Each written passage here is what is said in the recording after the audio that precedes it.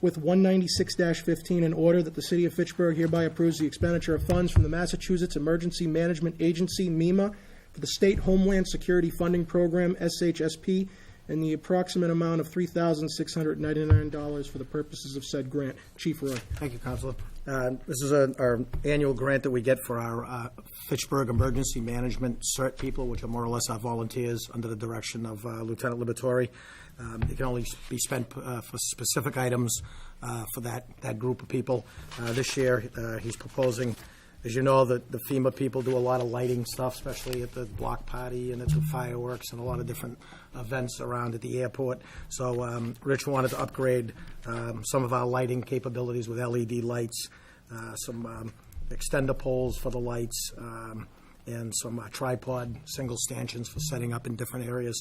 And that ate up just about the whole $3,600, $3,699. They are getting a few hand lights and some junction boxes, but it's all electrical equipment. It's all used by our FEMA volunteers. 196-15 be adopted. Second. Motion made and seconded to adopt 196-15. Any questions on the motion? I'll let you know. All those in favor? Aye. Opposed? It is unanimous. Thank you, Council. Thank you. Moving on to 197-15, an order appropriate $700,000, same to be credited to Fitchburg Public Schools and charged against available funds. Assistant Superintendent of Finance, Jokela. Good evening, councilors. Chairman DiMattei. This appropriation before you tonight has been discussed with the city auditor's office and the mayor, largely resulting from savings that the city experienced due to the healthcare savings over the past year. And we're in the midst of negotiations with 7 bargaining units. These funds will largely help in the settlement of those contract negotiations, and we also have some other items that the school committee is planning to invest those funds in terms of staffing as well. Councilors, I'd like to request if Council President Hay, could you please step in for me? Sure. I have to recuse myself due to a conflict. Thank you.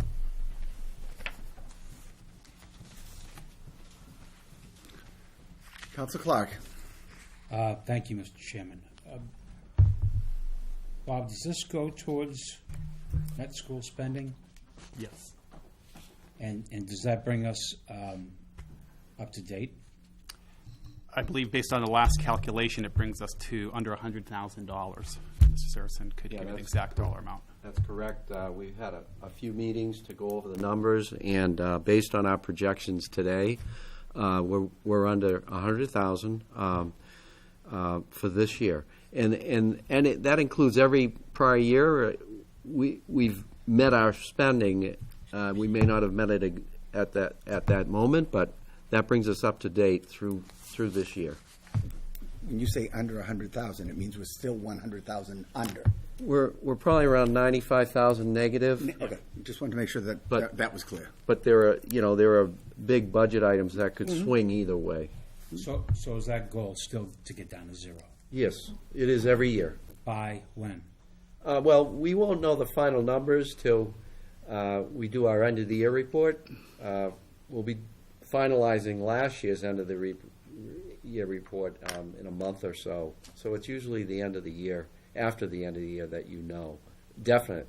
But we do monitor during the year, as we did last year, where we knew we were going to fall short. Between myself and Bob, we were not spending as much on health insurance. We knew mid-year, and we were also spending more on transportation, and those items affected us negatively, which we try to correct during the end of the year and now. Thanks, Dick. Councilor Joseph.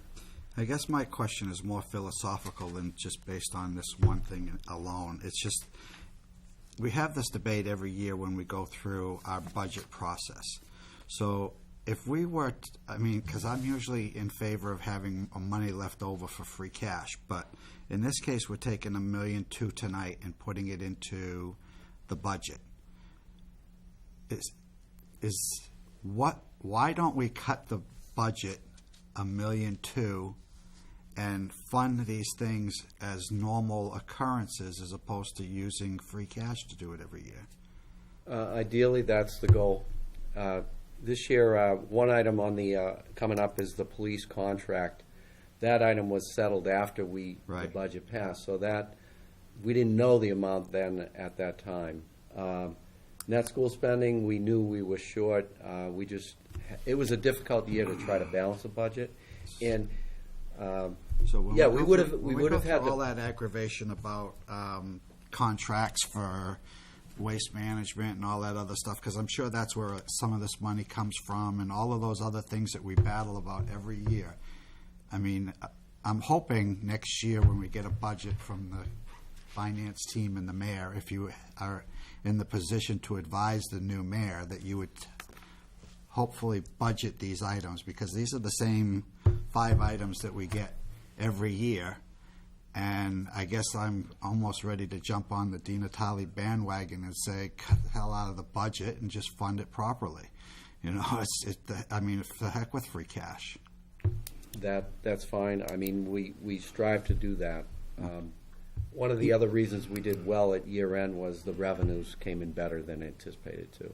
Okay, so that, and then That helped. if you are under budgeting revenues, then maybe budget revenues to where they should be as well, because I know that's been, before it was an issue of over budgeting revenues and not having them come in. Now we're under budgeting revenues, and then we end up with this kind of Well, a situation. Yeah, I mean, to have $2 million in free cash is not a significant amount, as you know. It's very tight, and so, and as you know, we also need money for snow and ice. So it is very tight. It's very difficult, and I think we take that under advisement, Yeah. and we would share that with both mayors. I mean, it's not like the school budget where we're talking sometimes a half or a quarter of a percent. We're talking about 1% of our budget we're appropriating tonight. That's a fairly substantial rainy day fund kind of a thing. And there's not even anything here going into rainy day funds or anything like that. It's just budget items that we know we're going to have to pay anyways. Yep. All right, that's it. I concur with Councilor Joseph. I've said for years, I think these items should be part of the budget. I think when the mayor's finance team figures out how much money they expect to get in revenue, the first thing that they should do, they should have put money in stabilization, they should put money in OPEB, they should put money so that net school spending gets met. Instead, what they do is they short fund all of those, and then when free cash comes at the end, they hope that they can put it back in. I'd rather do it the other way around, because then you're guaranteed having it, and you don't end up being short on net school spending or not putting money into OPEB or stabilization fund. But how the mayor has chosen to do it. I do want to ask Bob, you mentioned that the $700,000, some of it could be used because you're in negotiations now. That's correct. Is it not a good negotiating tactic to tell the other side how much money you're going to additionally have in relationship to those negotiations? I believe I said a portion of the funds would be for settle contract negotiations. Yeah. Well, okay. I'm just not sure if that's the best way to go around it, but that's okay. Any other questions from the councils? Make a motion to grant 197.15. We have a motion and a second to grant 197.15. All those in favor? Aye. All those opposed? It is unanimous.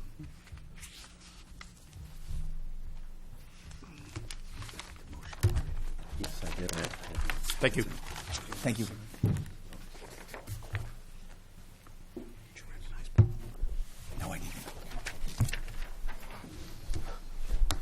Thank you, Mr. President.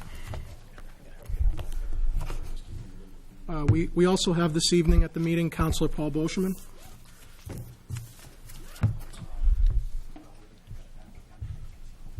Next order we will move on to is 198-15, appropriate $90,000, saying to be credited to Veterans Benefits General and charged against available funds.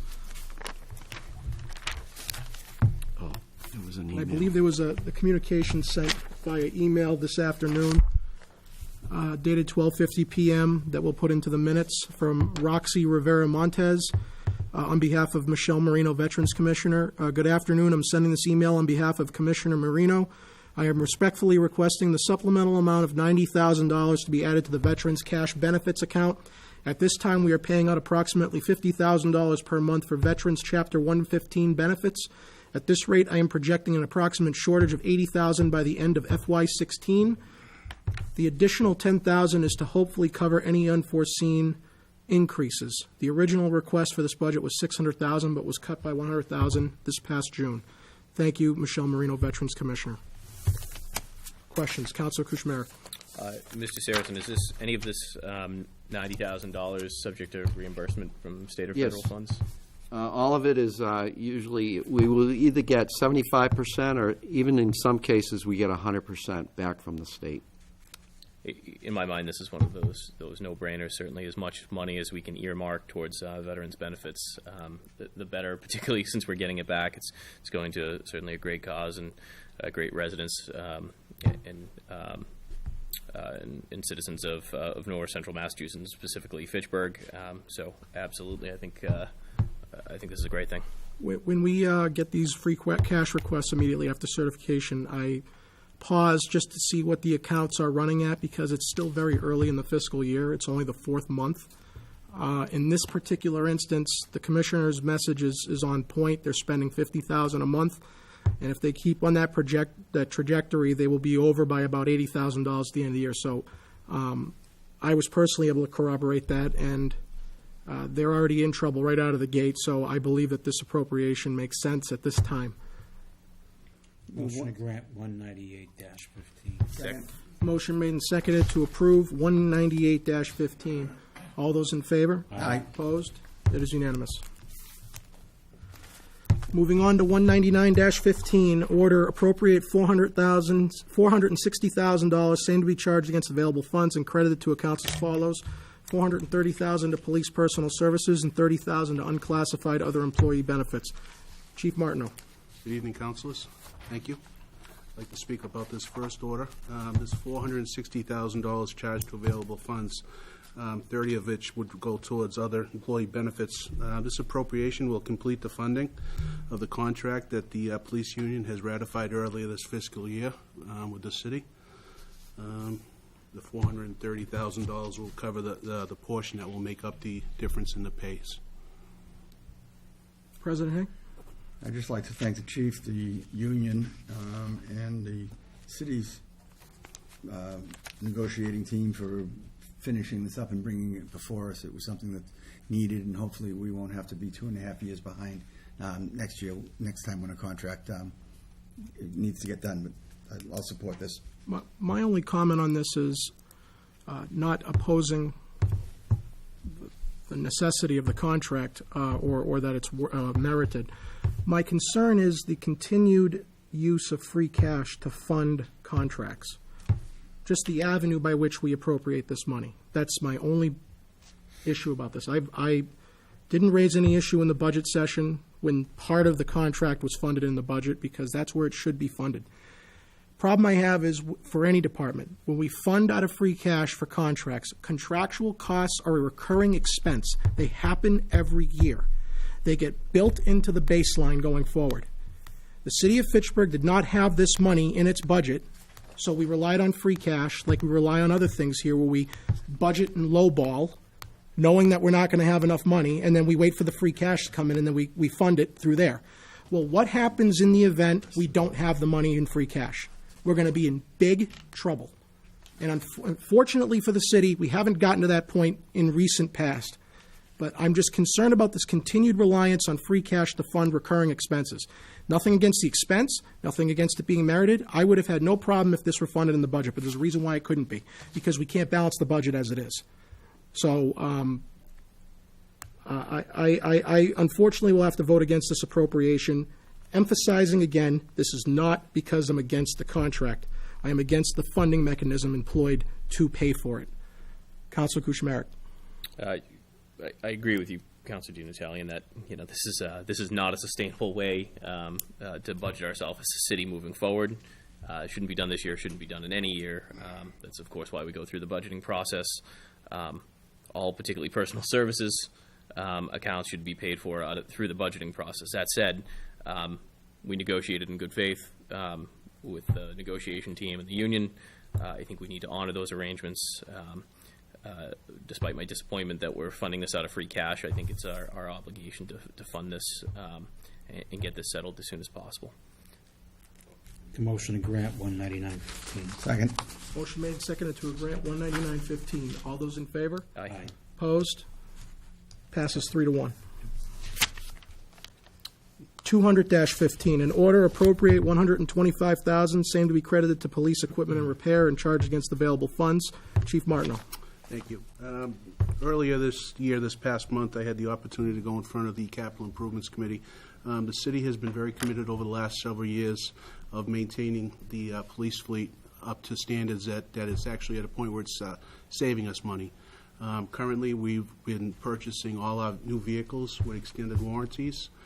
There was a time that I can remember over the years, we would have to get a loan order and purchase 6, 7 cars, and a chief at that time would stand in front of the city council and would be asking for $300,000-$400,000 appropriation.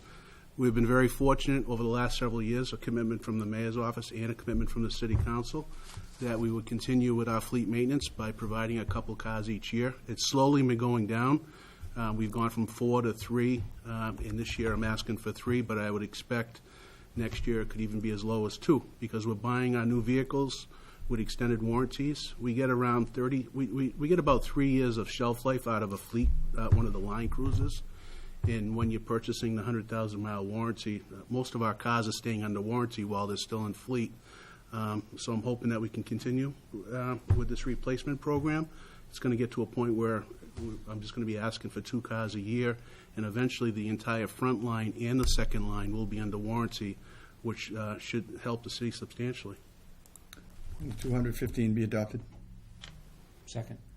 Motion made and seconded to adopt 200-15. Councilor Kuchmarek.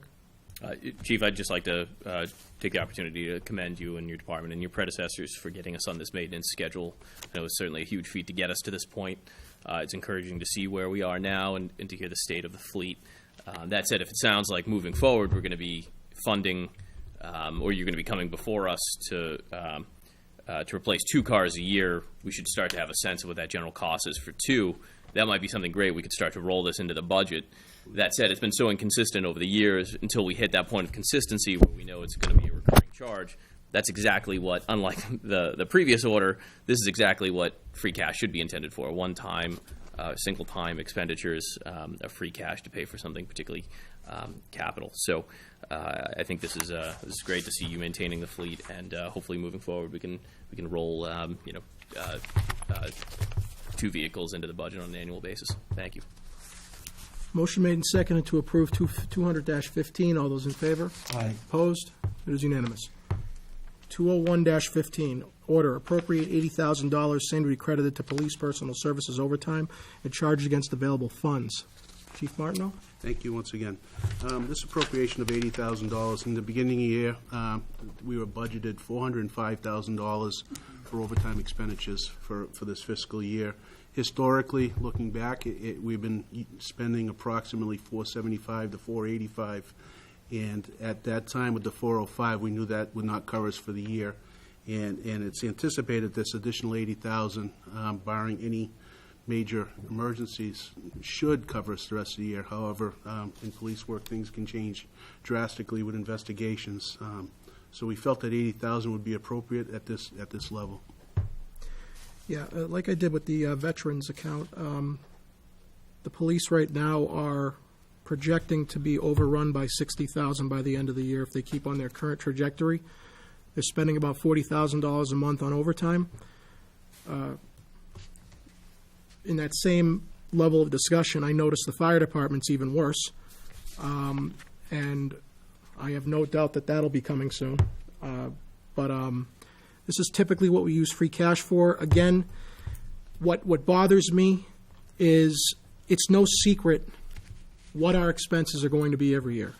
And we continue to lowball the budget to meet a target and then cross our fingers that we have available funds at the end of the year that'll cover this.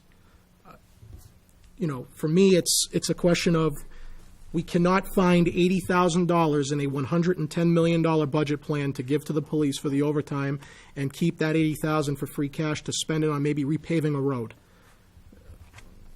So when I hear people talk about how we have a balanced budget, which we don't, it's not structurally balanced, we continue to just say a prayer that everything happens.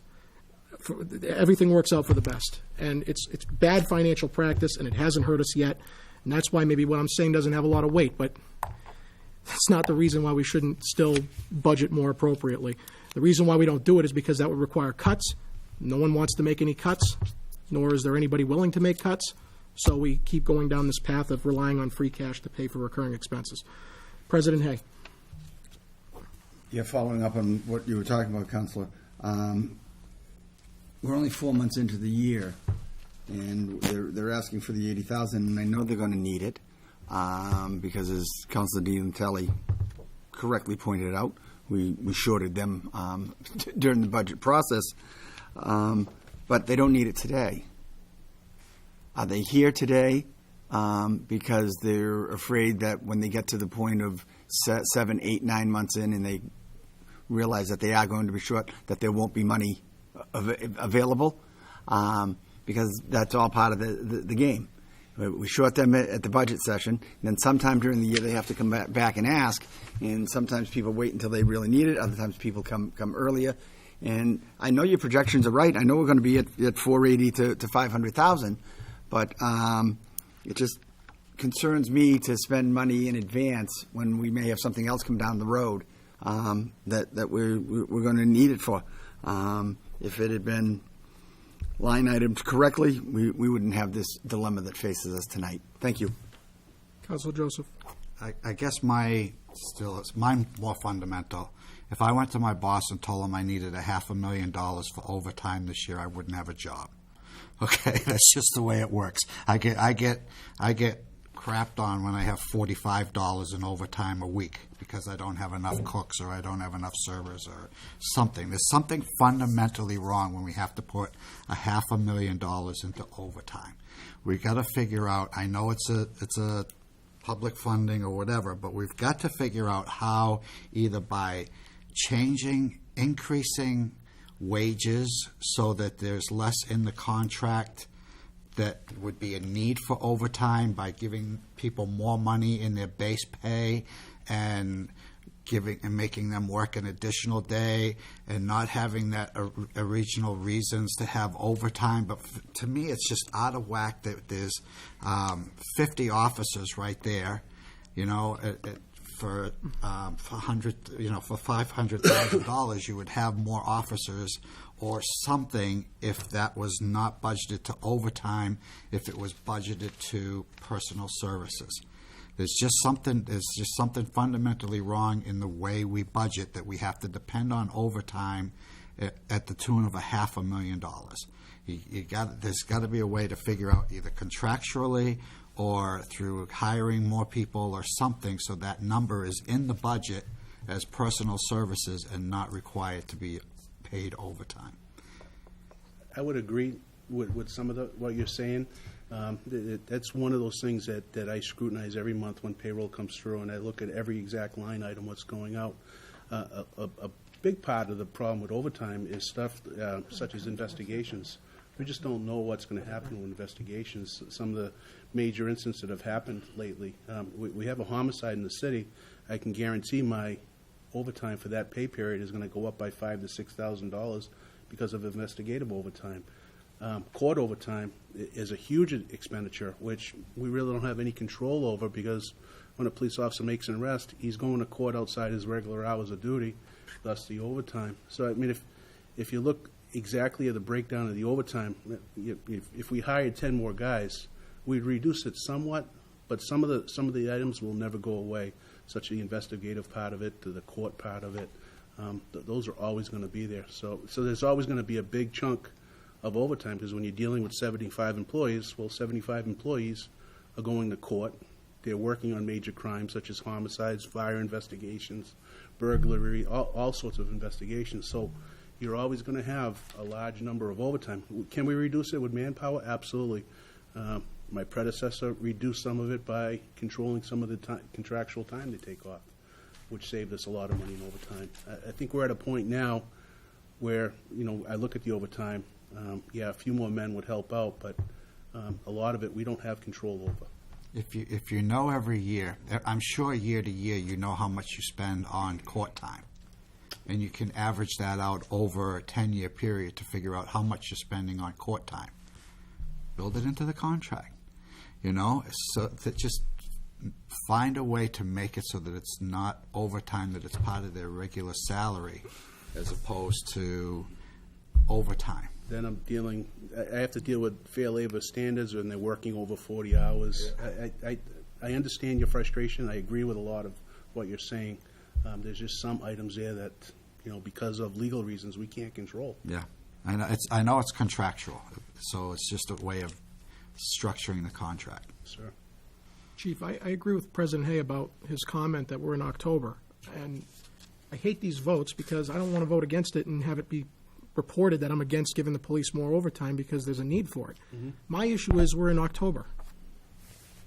I mean, I understand there's a concern that if we keep going and we spend the money, we may not have enough to pay for the overtime. But where I do have a fundamental problem with budgetary practice in the city is we're just in the second quarter, just started the second quarter, and we're already supplementing an account that's still got over $300,000 left in it. Some would say, okay, we'll look within to find that $80,000. There is money usually available with the police at the end of the year, or come back to us when you get to like 70% spending. I mean, it's difficult for me to approve this because it's so early, but I do see a need, which really brings me forward to say that I'm going to support it because there is a need and we know there's a need. About baking these into the contract, overtime pay does not count towards an employee's pension. If you bake that overtime that they would spend into their contract, that's going to be far more expensive to the city than paying $500,000 a year in overtime, because now you're increasing everybody's base pay, plus the bennies associated with that, and so on and so forth. And it's not a simple equivalent of saying, well, if we don't spend the $500,000 overtime, we can get X amount of officers. No, we're going to get far less officers because the pension costs are going to be through the roof. So I think that's why we rely on overtime, all cities and towns do, because we'd love to hire 10 more people or give them higher base pay. But I think if we're trying to be neutral or save money, I think that's going to have the adverse effect. It's going to cost us a lot more. What I would prefer we do is we budget accurately. And we just say, we know it's going to be $485. It's been $485 for 10 years.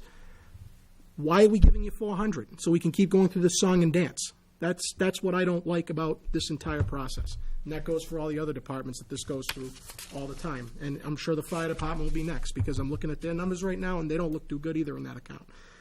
Councilor Boschman. Chief, Yes, sir. got a quick question. How much do we pay for overtime for downtown Fitchburg? Specifically the walking routes, Yeah. we've been spending roughly $1,800 every 2 weeks. So it's $900 per week. Right.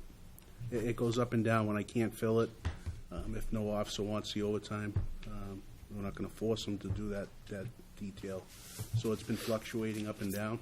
I'm planning on ending that probably right after Halloween to have some savings during the winter months as it gets colder out, and then try to start it up again in the springtime. We've been funding it through the overtime, though. All right, so basically it would cost us, the city of Fitchburg, $50,000 a year. It's $900 a week. To round it off, it's about $50,000 a year. Right? A portion of it was used through grant money that we spent first before we started going into the overtime account. So we spent a substantial part of it through grant funding. And then when that went away, it was either eliminate the walking patrols or pick it up on an overtime basis. Okay. All right, thank you. Councilor Kuchmarek.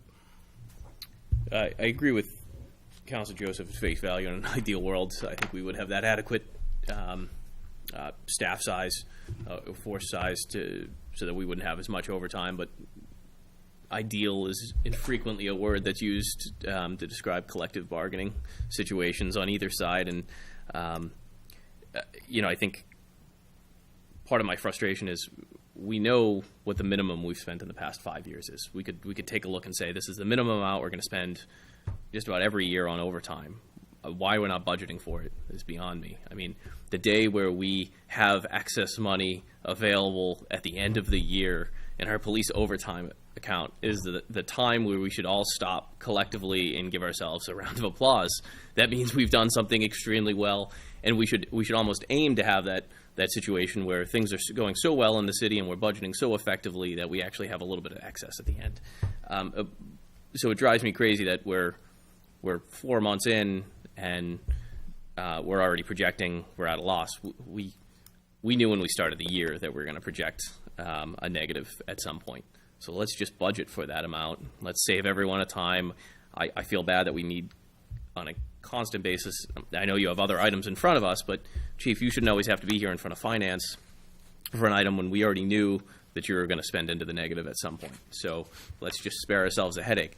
I'd much rather it be April or May and we're down to the wire and we're saying, okay, you need $15,000 to get you through the next 2 months. That would be a much better situation of saying, okay, we're right within the finish line and it was a close call, but yeah, now we're going to need to dip into available funds. I'd rather be at that point because otherwise it's just skewing our available funds too to start the year.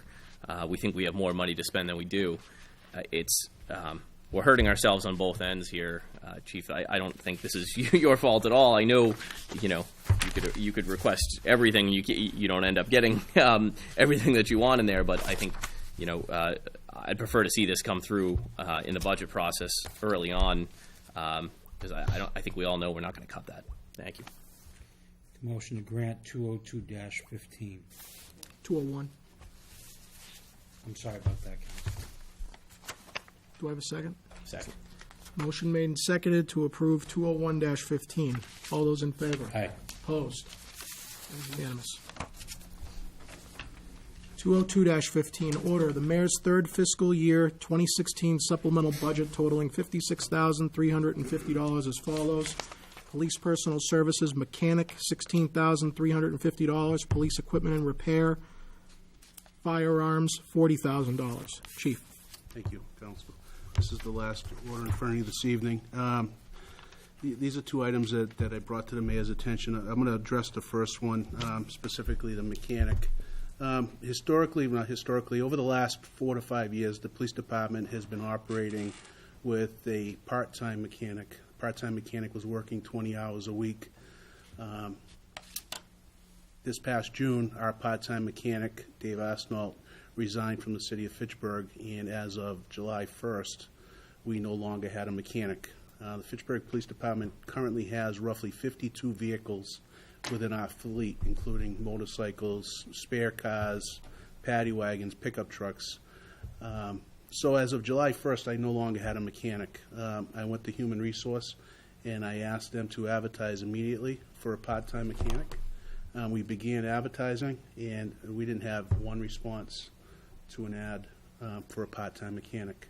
This went on for a couple months. I asked one of my sergeants, Sergeant Simos, if he would fill in the slack with his additional duties, not only as a street supervisor, but to take on the fleet maintenance and oversee and try to keep our fleet moving in the direction for maintenance. Sergeant Simos has done an exceptional job for the last 2 months. Getting our cars, you've got to figure we're doing an oil change every 2 weeks. The tires are being rotated every week, every couple weeks. There's a lot of maintenance that goes into a fleet of 54 cars. Everyday maintenance. Like I said, fortunately, we're purchasing extended warranties, but even on those issues, I need someone to take that vehicle up to Townsend Ford for the extended warranty program. So for 2 months, we didn't have a mechanic. I went back to see our HR director, and I said, we're getting no response. I said, we might have some better luck if we advertise for a full-time mechanic. For years, traditionally, the Fitchburg Police Department had on its payroll a full-time mechanic that was in charge of the entire fleet. I went back historically. I was looking at the expenditures on auto repair versus full-time mechanic, and I thought it would be in our best interest if we move in that direction. Seeing what I had allocated in FY16 for a part-time mechanic, we came up with the number of $16,350 that we would need additional to hire a full-time mechanic. And that was the reason I brought it to the mayor's attention, because we have not had a mechanic for 2 months, and we're getting by, but I'm having a police sergeant at a much higher rate doing something that a mechanic should be doing. President Hack. I knew we'd miss Phil Kearns. I don't know how to fix cars, I'm sorry. Okay, Chief. Just quickly, if you are adding the 16,350 to the number that you already have in your budget for a halftime thing, will that be a number for a full year, or is this 16,350 added to what you already have? Would that be enough to cover 3/4 of a year, because that's when you actually hire somebody? That 16,350 will take me to July 1st of next year, and hopefully in my FY17 budget, I'll have a line item showing my full-time mechanic. Right, but the line item budget in the 17 budget will be what you have now as a line item plus more than the 16,350. Yes, sir, in addition to. Yeah. Yes. Thank you.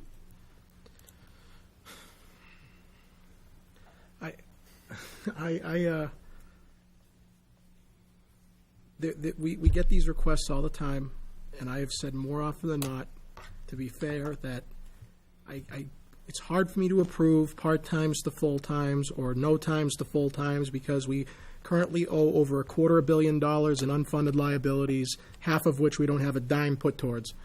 So I'm not basing that entire leviathan of debt on a mechanic for $30,000. But the problem with me is I have to be fair. And this is a supplemental budget. I get that. It's not coming out of free cash. But can you just elaborate, Mr. Saracen, what does that mean when it's coming up through a supplemental budget? I know what it means, but just for the public, does that mean, what does that mean in relation to, in contrast to free cash? Good question. These supplemental budgets are pretty much putting back some of the funds that the council has cut. The council has cut $460,000 when the budget was passed.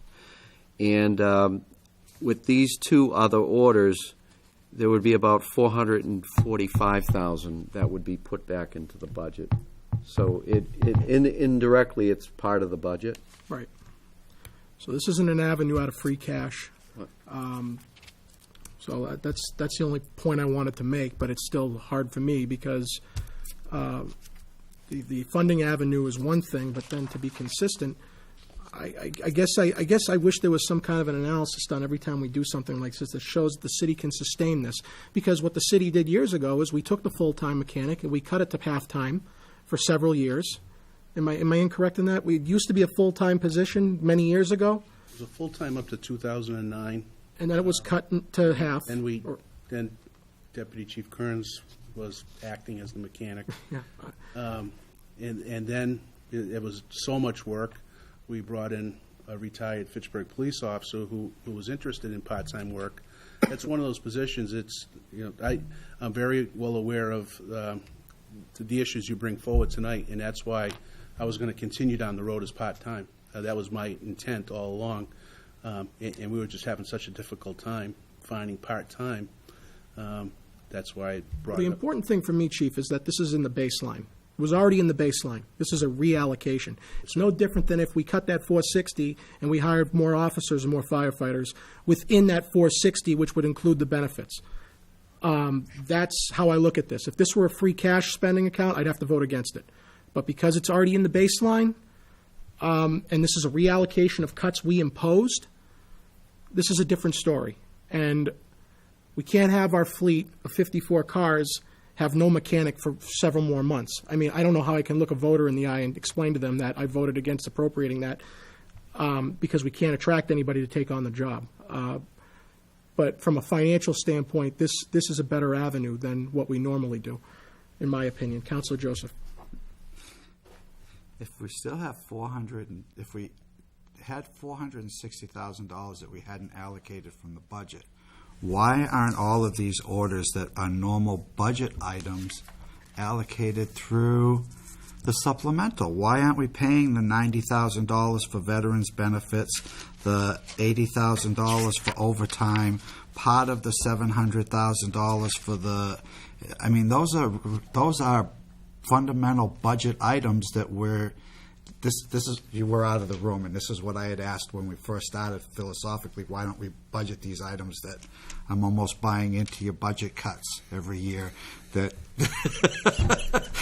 this is a very painful 1.2, this is 1% of the budget, $1.2 million that we're allocating tonight out of available funds. So to me, it's just, why haven't all of these regular budget items been just put into that? What is that remainder? I hate to hold you up on this one. What is the remainder of that $460,000 that's not allocated going to come into effect when we do our tax classification? There's only, I don't know if I was clear. With these two orders, the one for 56 and for 20,000, you would have already put back almost all the 460,000. Okay. You may recall purchasing, we had to put back Yeah. that department, public schools, a couple $100,000. There was a match on the fire capital, the rescue truck. So those items amounted to $370,000. I do have a summary that I prepared for myself and the mayor Yeah. to follow it. I could share it with the minutes, Right. if you'd like. Because I would say that way you even could the see how- match for the fire truck should be considered something out of available funds. I know, but we had to do it at the time. Correct. And Yep. this would be money that we would be putting in as the normal budget. So when apples to apples, when we go look at our budget next year and we say this is the amount of money we passed for a budget, all of these things would be in there in their appropriate accounts. So. Yep. Council Kuchmarek. This part-time position, are there benefits that will be newly associated with this? Will be. It will be. It will be. It's That a were full- not so previously, did this position have benefits attached to it, or this? No, sir, it was a part, previously, for the last 4 years, it was a part-time position. Okay. This will be a full-time position with benefits attached. Union. So yeah, that's my next question: is which this person would then end up in a union, and if so, which particular union? Do we have a sense? I believe the mechanics. I think it's DPW. DPW. There is a mechanic in the fire department that, both of them would be in the DPW union.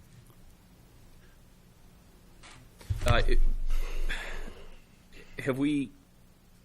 This is my first time going through this, and I'm admittedly a little bit ignorant to the mechanical needs of both fire and police, which I realize is, you need a lot of mechanical help because of the nature of what you do. Have we previously explored agreements with local either mechanics or local shops? And if so, what is the cost differential that we're looking at? Yeah, I'm glad you bring that up. That's what we've been doing for the last several months, and that's what we've been doing for the last several years, because we had a part-time mechanic, and we were doing quite a bit of outsourcing. And in the last month, I between myself and Sergeant Simos, we were exploring total outsource, because you heard me say all our vehicles are under warranty. What do I need a mechanic for? I mean, that's the first question I asked. They're under warranty. What do I need a mechanic for? But when you have that many vehicles and continued maintenance, we looked. Would it be easier, for lack of better terms, just use Jiffy Lube, bring the cars in there? And one would think, but when you look at the outsourced numbers, we will end up paying more in the long run for continued maintenance for that many vehicles on an outsourced manner versus hiring a mechanic at the lowest level on that pay scale. My only concern here, and again, I want to make sure that your department certainly has all of its mechanical needs fulfilled in a timely fashion. My only concern is, what is the cost differential? And as Councilor DiNatale frequently points out, the long-term projections of, OPEB, that's always the concern is, even if it's more expensive to just outsource it completely, is it so much more expensive that it's not making up for the cost savings on OPEB and other benefits? that's just the concern I grapple with. Of any new time we look to add a position, we have to be thinking about, even if it's more expensive, can this be outsourced to save ourselves a long-term liability in the long run? If we were a smaller department and I had half the cars, 20 cars, I would almost agree with you.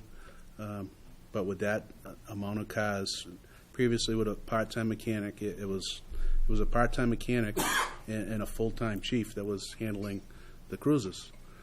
So now I've been having a full-time sergeant with no mechanic doing it. It really is a full-time position. With that large of a fleet, it comes down to it. You need a full-time mechanic. Mrs. Saracen, is there any analysis the city does when we hire more people? For what the impact over the long term is on top of our budget as it currently is? Because Councilor Kuchmarek makes a good point. I made a comment earlier that this is not through free cash. This is through the supplemental budget process, which was already in the baseline. What I failed to mention, and I didn't think of this until he spoke, was we could have cut $460,000 all in expenses. And then if we spend all that, we put all that $460,000 back into the budget. Well, wait a second. The $460 is year one costs. If we cut it all out of expenses, but then added a couple of bodies in that $460 mix, it's actually going to cost the city more than $460 in the next year, because what was previously reduced in expenses only, we now put within that $460 back employees that have the benefits long term. So now that he just mentioned that, I just thought of that. Is there any, there's no question there's a need. I'm trying to be consistent and fair with all the other departments, because I've told the firefighters, I've told the DPW, I've told every other department in the city, if there's going to be a migration from part-time to full-time or no time to full-time, there needs to be some kind of an analysis done by the city to show me that we can sustain that long-term hire. Because, Chief, I don't want to go down the road again where we are short on funds and we have to cut the position again or reduce at halftime like the mayor had to 7 years ago when she entered office. I don't want to have to go through that. It's a usual song and dance we go through here, where we bring people on in good times, and then in bad times we lay them off. Well, before we hire them, let's make sure we can keep them even in the bad times. That's all I don't think I'm asking for much here, but I think whenever a decision is made to go full-time or part-time to full-time or a new position, the mayor is well aware, the administration, HR, it's conveyed to the department heads, and then the decision is made. It also, health insurance, you got to be careful with HIPAA and to identify or align an individual being hired as to what benefits they may or may not choose. You can't. You're prohibited from disclosing that. And they could have a family. They could be an individual, and those benefits. You got to look at it as a population as a whole. But it's fair to assume if you cut $30,000 from the budget and expenses and add $30,000 for an employee, the cost is going to be more to the city. Right, and I mean if 3 years from now the person, like in the lead paint, if the person is laid off, if they find another job, they may collect unemployment, or if they find a job within, then you may be stuck with long term. It's not even centered. But it is as you can see, as we've known for years, it's a difficult budget to balance. It's the same as if it were police officers. I mean, if you came here and said, I need 5 more officers, which you obviously do, and the mayor said, here you go, I probably wouldn't vote for it, not because I'm against it, but the concept, but because I want to make sure those 5 guys, same with Chief Roy's person, I want to make sure when they're on, they're on. They're not gone in 6 years. I want to be as conservative as possible in our projections. That's all I'm asking for. I mean, because I want it to be sustainable. That's all I've been looking towards. So that's why I asked. But Councilor Boschman?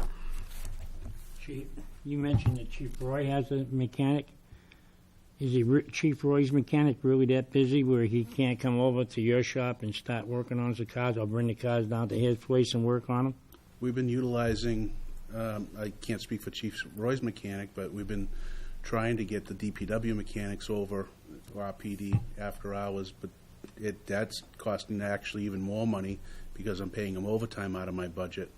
So that is even, that's not cost prohibitive, because now they're getting overtime for the same thing where I could have someone doing it on straight time. So we got two mechanics. We got one at the DPW. Well, I don't know how many at the DPW. I know we got Henry Boudreaux. He's a mechanic. And then the chief has got one. So they have enough work to carry them all day, 8 hours a day, 5 days a week, possibly 6 days. I can understand in the DPW in the wintertime because they're plowing snow and things break down and they're pushing. So that I can understand. But during the summer months where all we're doing is basically patching holes in the roads and cutting the grass and doing some other odds and ends, catch basin work and that they're that full that really Chief Roy, your man's got enough work for 40 hours a week with no stop? Because I remember when I worked at GE, if you ran a lathe and they needed help over in Building 3, you went over there and ran their lathe. It was a entirely different building, but you still ran their lathe because basically you're a machinist. And a mechanic's a mechanic, whether it be a fireman or a police department. I can't speak for the fire department. I can say that I know that DPW is down 2 mechanics right now for some, I'm not sure what reason, but their manpower is down. Either they're out injured or there's something, another reason why they're down 2 mechanics. And what happened was Henry was coming over on overtime, and his needs are at DPW, so we ended up to a point where we didn't have anybody. Yeah, I just wanted to know. All right. Councilor Clark. Thank you, Mr. Chair. Chief, is this person ready to go? How quickly can you get him? Oh, absolutely. I didn't do anything without the approval and blessing of the council. I've done my due diligence. We posted it. I have candidates in the wings, but I haven't interviewed anybody. I wanted to make sure that I didn't want to put the cart before the horse, for lack of better terms. Do you think that that health insurance, with the use of health insurance, that was kind of a carrot for some people, or is that a big deal for?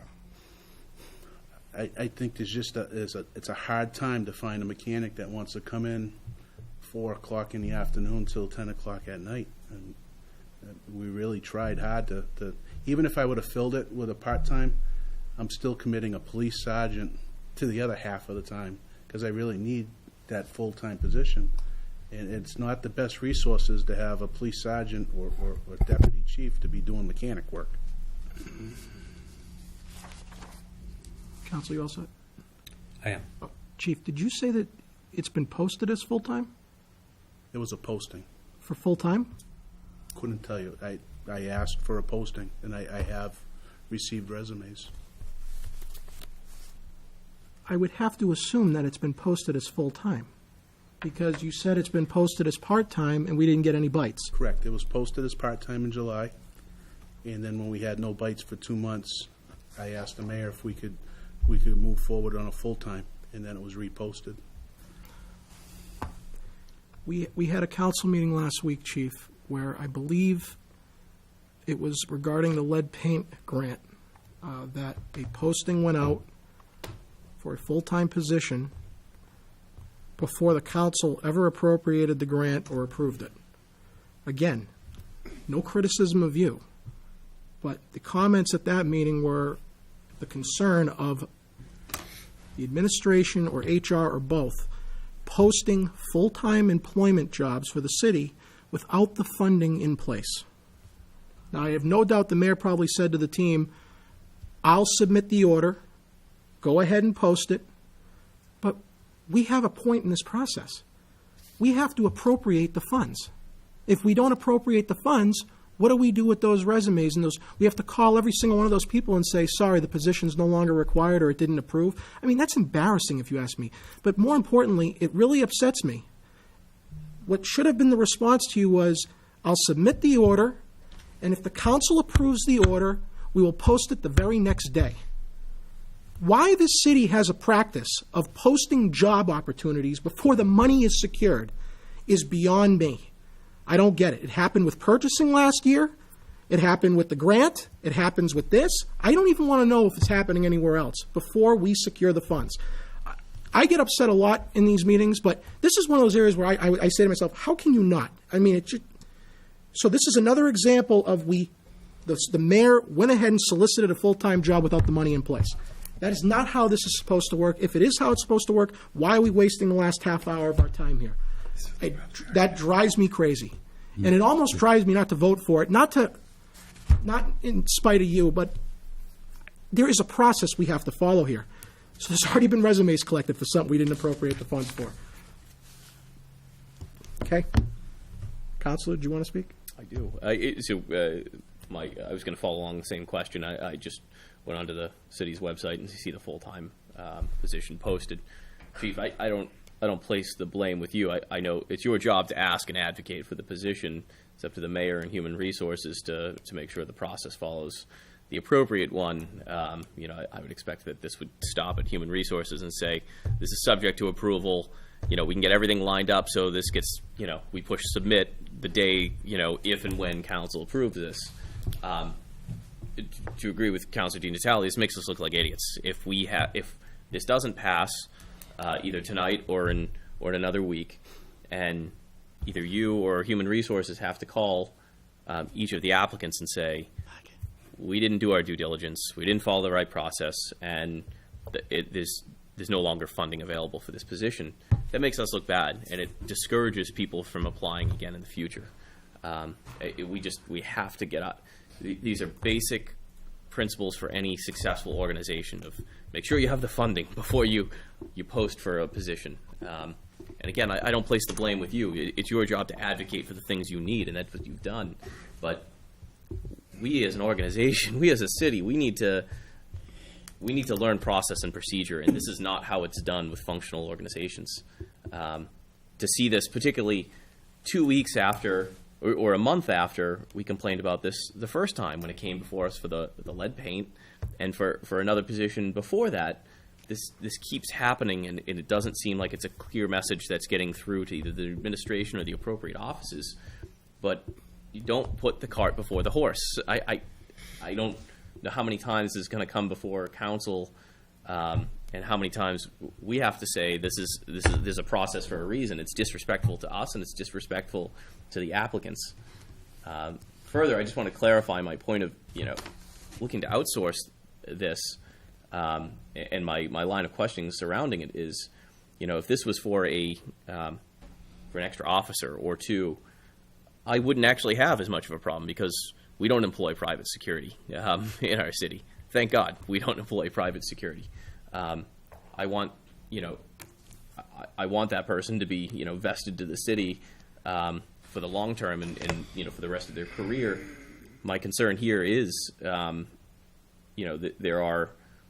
we're saying no to. We have said no to other departments. I'm sure we'll continue to say no. We have talked about OPEB for years as a major concern of the city, and wherever it's possible to avoid taking on someone that not only goes into the union but then contributes to our OPEB liabilities in the long term. Speaking of which, we don't even have a long-term plan of how we plan to fund our OPEB liability. It just concerns me. I have no doubt, again, that you need this. I just have a hard time contributing to that OPEB liability for a position that in theory could be filled another way. So that's just something I'm grappling with and wrestling with. Thank you. President Haig.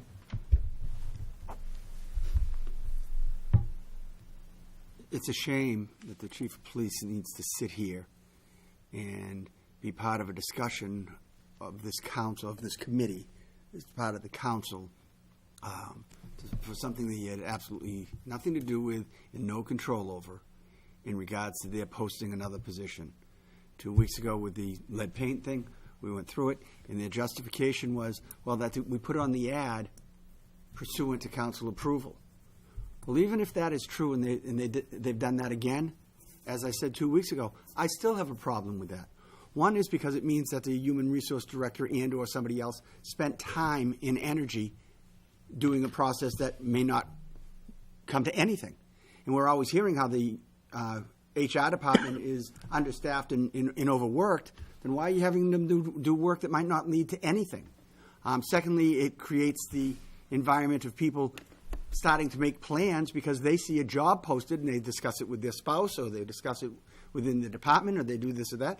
They start making their plans and getting ahead, and then boom, nothing comes of it. It's just wrong. And for the administration to do it to us repeatedly, I'm not going to not vote for this because of that. But at some point, this council as a body needs to send a clear message to the administration by not moving something forward when they do it, so that they change their practice. It's just wrong. Thank you. I have one question on the order. It's got two-part components to it. From a procedural standpoint, I don't have any opposition to the firearm appropriation, but I have one to the mechanic. Is there any way we can separate these two, or does that have to come as another order? Did we make a cut? Could amend it. We could amend it. Reduce the order. But I'm saying if the committee wanted to, the committee may vote for both. Council next week may vote for both. I'm saying, as a committee member in this discussion, my preference is I am for the 40, I am not for the 16 for the reasons I stated. So I just want to make sure we do this the right way. I wish there was a way we could have the order, you know what I mean? So I don't think we can, because if we reduce it by 16,350, which the committee may want to do, I don't know. But is that the only way we can do that? Is that the only way to placate someone who... They can't be separate votes. Okay. So it's either all or nothing, basically. Could it not be? Should have come in as two orders. Could it not be amended to be reduced by a certain amount? Oh, yes, Oh, it could be. it could, but I'm saying, well, I'll leave that up to the committee to decide how they want to do it. Yeah. If one wanted to be recorded a certain way, we could include that in the minutes, you know, if you wished, as a notation, but it wouldn't be the vote. Move the 20215. Counsel, I had Counsel Boschman have his hand up. Did you want to speak? Yeah. Chief, you heard a lot of people talk about adding another body because of OPEC and the lifelong benefits. And I think everybody knows how I feel about that.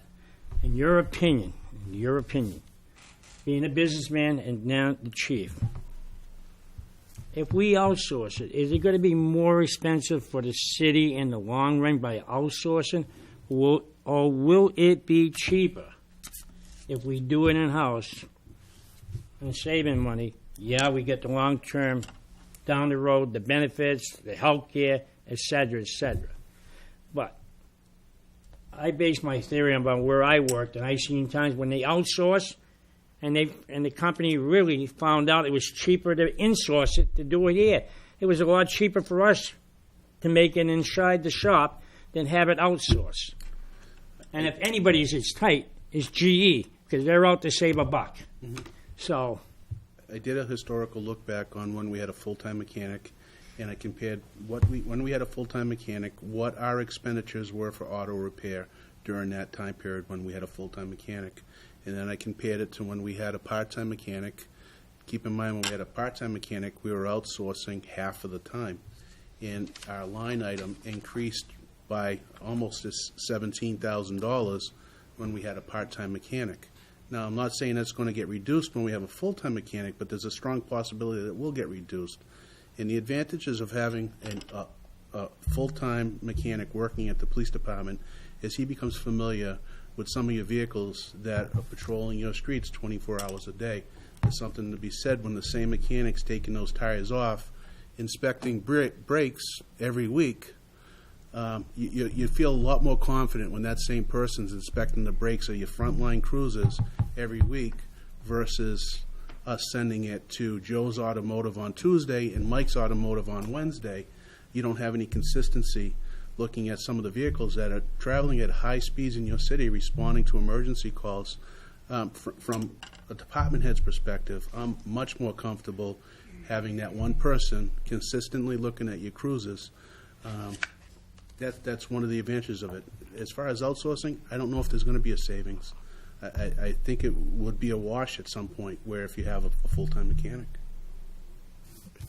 I get my answer. Yeah, Thank you. I know we want to move along, but we've had a lot of discussions today about liabilities, and it's good to have that discussion. I just want to emphasize that, forget OPEB.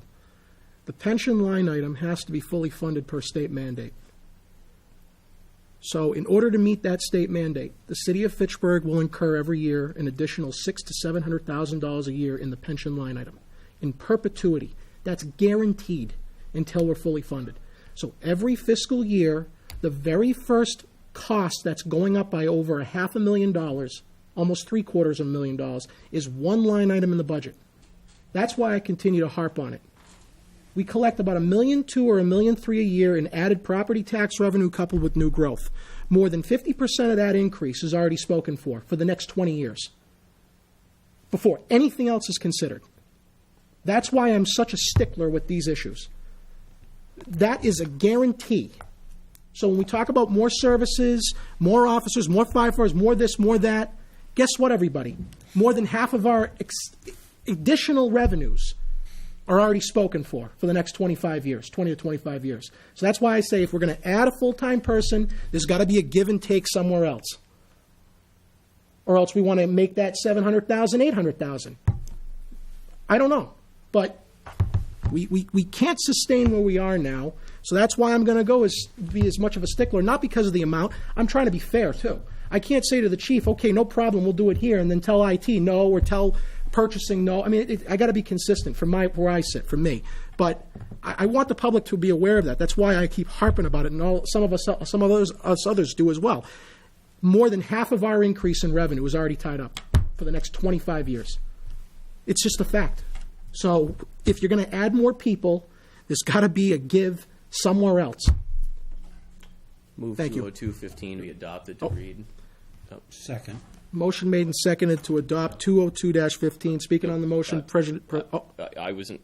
I didn't quite finish. I was adopting. Oh, I'm sorry. I was. I was going to adopt as amended. Sorry, I was going to amend the mayor's third fiscal year 2016 supplemental budget totaling $40,000 as follows: police equipment and repair $40,000. I want to make sure we get this straight. We're reducing it by 16,350? Correct. That's the motion. I'll second the motion and then speak to it. Motion made and seconded to reduce to amend 202-15 to only be $40,000 for police equipment and repair firearms only. Speaking on the motion, President Hay. Yeah, I will vote, I seconded it, and I will vote for the amend 202-15 and then vote to pass it as amended, because my thought was that I was originally going to make a motion to hold it and have the mayor send them back as separate items. This way we'll do the same thing. We passed the $40,000 for police equipment and repair firearms, and the mayor can then come back with a separate order for the other, and we can vote on that separately. I would recommend for the mayor, too, in a letter if I have to, that if that does in fact happen, I don't want the chief to have to wait 2 weeks to come back to the committee. I think we should take it up at the council meeting when it's submitted. That would be my opinion. I mean, instead of having him wait 2 more weeks for another discussion on something we already discussed. So there's a motion made and seconded to amend 202-15 to $40,000 for the firearms only. All those in favor of the amendment? Aye. All those opposed? Move Passes 4-0. 202-15 be adopted as amended. Second. Second. Motion made and seconded to adopt 202-15 as amended. Speaking of the motion. Council Kuchmarek. Mr. Saracen, can you please send a communications to the Human Resources Department if fellow councilors agree that the Human Resources Department please wait for council approval prior to posting any position, so the funding source is in place prior to the position being posted. Council A. Just in response to that, although that is a nice gesture, Councilor Kuchmarek, I think the letter really needs to go to the mayor's office.